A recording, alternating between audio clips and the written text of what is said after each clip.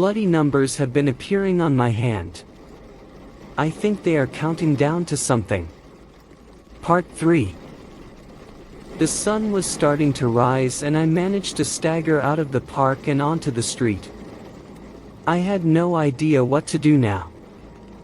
Were the doctors and those men in the hazmat suits still looking for me? Was I infectious? I considered the bleeding woman who had grabbed me and how since then the bloody mark was counting down to some uncertain event. I had to figure out what was going on before it was too late. I decided to return home and tell Cassandra the truth. She was likely worried sick and I honestly needed some help figuring out what to do next. Before heading back I stopped by a small store to get a handkerchief to cover my mouth and some gloves. I still did not know what this was or if it spread, but I did not want Cass to get sick in case it was transmissible.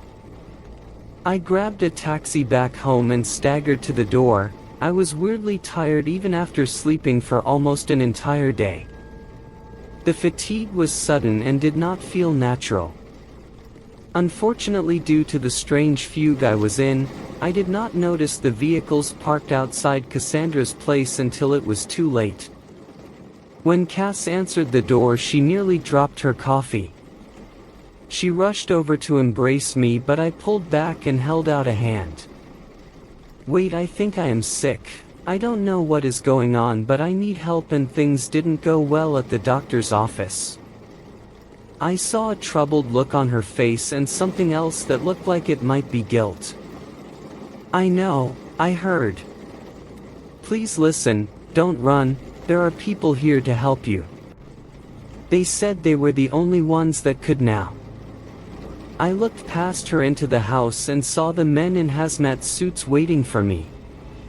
Then I spun around and saw more on the lawn.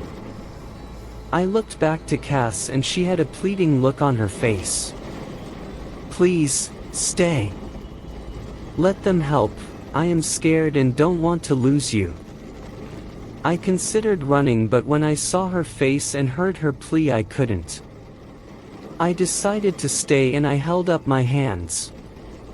As the men approached me slowly I felt a strange heat underneath my skin again. My head started to pound and I swear I heard a chilling voice whisper to me, "No." Before I could stop myself I spun round and started to move away. Cass grabbed my hand and I instinctively pulled away, my nails scratching her hand in the process so badly I saw blood dripping from where I had torn free. She cried out and my fear and guilt had almost overridden the impulse to flee from the situation. But I could not quell the overwhelming urge to run. I launched myself onto the yard and started sprinting away. I slipped past one of the men and another had something in his hand I had not noticed at first. It was a taser and he managed to aim and fire before I could get away. I fell to the ground, my body convulsing and the heat under my skin building to a breaking point. As the others rushed over to subdue me I felt a tearing at my skin and suddenly a blood-covered tendril whipped out of my hand and skewered one of the hazmat men through the faceplate and straight through his head. The horrible crunch of broken bone and the sick tearing sound of mangled flesh broke me out of the primal urge to keep resisting and I felt like I was going to pass out again. That concern was guaranteed when another shock followed by a poke in the arm with what was likely a tranquilizer, ensured my loss of consciousness. I was not sure how much time had passed, but I woke up alone and cold, in a bright room with no doors or way out that I could find. I would have been able to see better if I had not been strapped to a gurney. I could only see scant details in the room beyond my own body and a few angles of the surroundings, but I figured I had been isolated here for study. I saw my hand was wrapped in a restraining brace, but I saw from the angle that I could see, the shape of the bloody mark had changed yet again.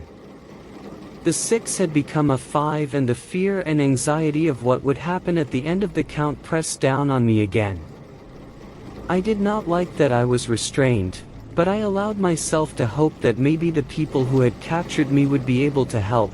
If they couldn't, I was not sure what I could do. I heard a voice on an intercom in the room, and a harsh, static-laden voice spoke to me. I am sorry we had to resort to restraining you, but it has become clear that your passenger is not willing to come quietly. I know you have many questions, but time is short. You deserve to know what is happening, and I will tell you what I am allowed to disclose. But suffice to say, we have around 60 hours to figure this out, or something bad is going to happen to all of us. Passenger? I considered the implications and shuddered. I closed my eyes and tried to pretend that this was not happening. My fate was in the hands of whoever these people were, and my time was running short. Something was going to happen, and whatever that was feeling more horrible every minute. This story continues in Part 4.